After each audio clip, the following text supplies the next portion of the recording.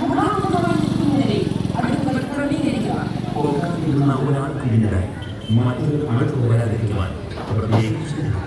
അടുപ്പുകൾ തമ്മിൽ സുരക്ഷിത അകലം പാലിക്കുക.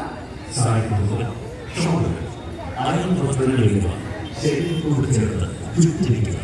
വാസ്തവത്തിന്റെ മുമ്പ് അലക്ഷ്യമായി നീണ്ടു കിടക്കുന്നത് ഒഴിവാക്കുക. അത്യാവശ്യമുണ്ടായ തീ അണയ്ക്കുന്നതിന് ഉപയോഗിക്കുന്നതിനായി സമീപത്തായി അല്പം വെള്ളം കരുതുക. ബോട്ടിലുകൾ സാനിറ്റൈസറുകൾ എന്നിവ കൈവശം സൂക്ഷിക്കാതെ അടുപ്പ് കത്തിക്കുന്നതിന് മുൻപായി അധികമുള്ള വിറക് സുരക്ഷിതമായി മാറ്റിവെക്കുക. അടുപ്പ് കത്തിച്ച ശേഷം അണയ്ക്കുന്നതിന് മുൻപായി അവരുടെ സ്ഥാനം വ്യക്തമാകാതിരിക്കുക.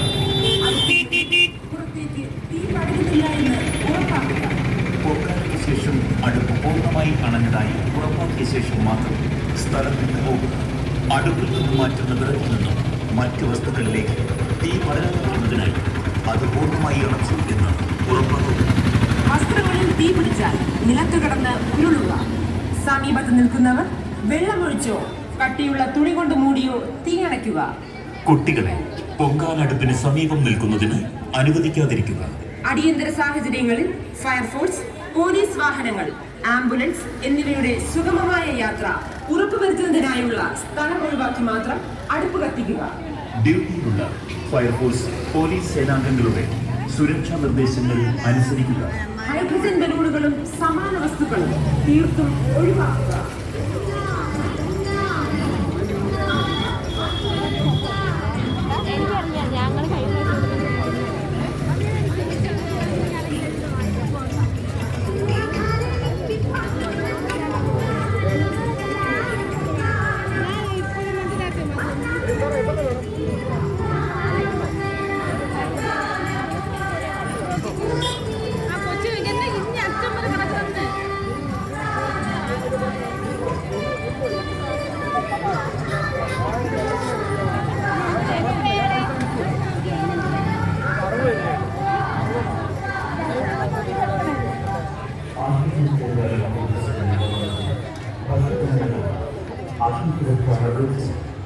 അടുപ്പ് കത്തിക്കുന്നതിന് മണ്ണെണ്ണയോ മറ്റ് ദ്രവ ഇന്ധനങ്ങളോ ഉപയോഗിക്കാതിരിക്കുക.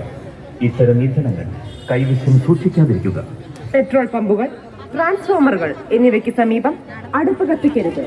നിർത്തിയിട്ടിരിക്കുന്ന വാഹനങ്ങളിൽ നിന്നും സുരക്ഷിതമായ അകലം പാലിച്ച് മാത്രം അടുപ്പ് കത്തിക്കുക.